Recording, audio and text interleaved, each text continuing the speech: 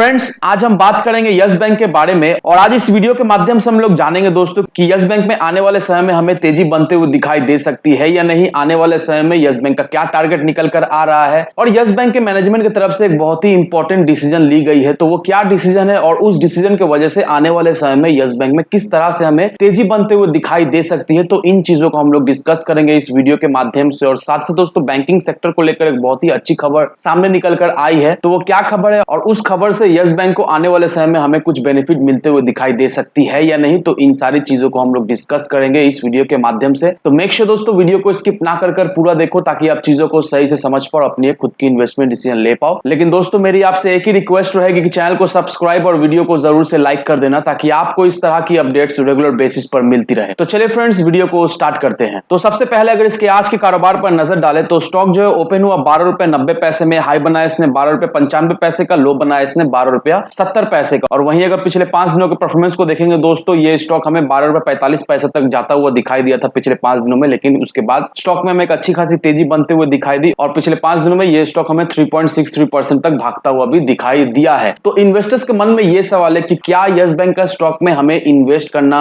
चाहिए या नहीं। आने वाले समय में क्या यस बैंक का स्टॉक एक मल्टीबैगर रिटर्न हमें दे सकता है या नहीं। तो इन चीजों को हम लोग जान लेंगे इस वीडियो के माध्यम से। अब सबसे पहले दोस्तों, इस आर्टिकल को देखो, यहां पर क्या मेंशन किया हुआ दोस्तों, यहां पर यही मेंशन किया हुआ है कि यस बैंक ने एक फ्लोटिंग रेट फिक्स डिपॉजिट जो है वो अनाउंस कर दिया है।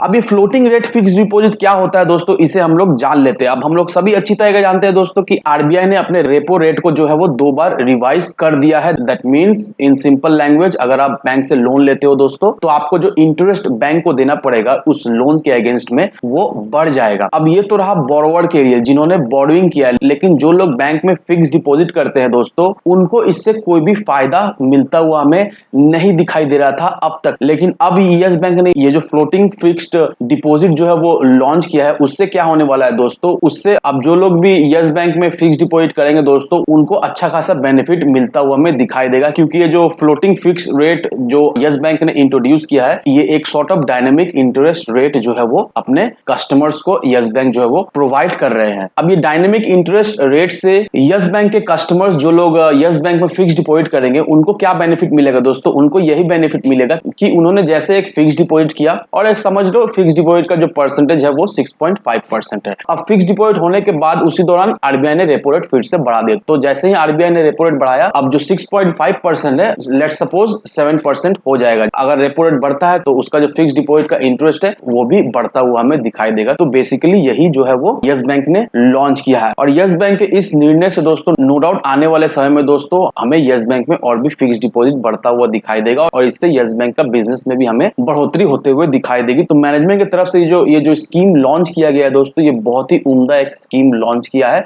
और इससे बहुत ज्यादा ही लोग जो है वो अट्रैक्ट होंगे यस बैंक के तरफ। और अभी के समय में दोस्तों यस बैंक जो है वो पूरी तरीका से अपने ऊपर काम कर रही है ताकि वो लोग स्टेबलाइज हो जाए, ताकि वो लोग इन्वेस्टर्स के एज वेल एज कस्टमर के जो फेथ है फिर से वो गेन कर पाए। और यस बैंक के बैलेंस शीट में ये साफ साफ हमें झलकता हुआ दिखाई दे रहा है, क्योंकि यस बैंक के बैलेंस शीट हमें धीरे धीरे करके सुधरता हुआ दिखाई दे रहा है। उनका प्रॉफिट में भी हमें एक अच्छी खासी ग्रोथ होता हुआ भी दिखाई दे रहा है। और सबसे अच्छी बात यह है दोस्तों कि इंडियन बैंकिंग सेक्टर ने यह रिपोर्ट किया है कि फाइनेंशियल ईयर 2021 से 2022 में इंडियन बैंकिंग सेक्टर ने हाईएस्ट एवर प्रॉफिट जो है वो जनरेट किया है लास्ट 26 क्वार्टर से अगर कंपेयर किया जाए। तो आप देख लो दोस्तों, इंडियन बैंकिंग सेक्टर में हमें बहुत अच्छी खासी तेजी बनते हुए दिखाई दे रही है आफ्टर कोविड। अब जिस तरह से इंडियन बैंकिंग सेक्टर में हमें ग्रोथ होता हुआ दिखाई दे रहा है, जिस तरह से इंडियन बैंकिंग सेक्टर का हमें प्रॉफिट बढ़ता हुआ दिखाई दे रहा है दोस्तों, नो डाउट इससे डायरेक्टली इनडायरेक्टली हमें यस बैंक को प्रॉफिट तो मिलता हुआ दिखाई देगा ही देगा।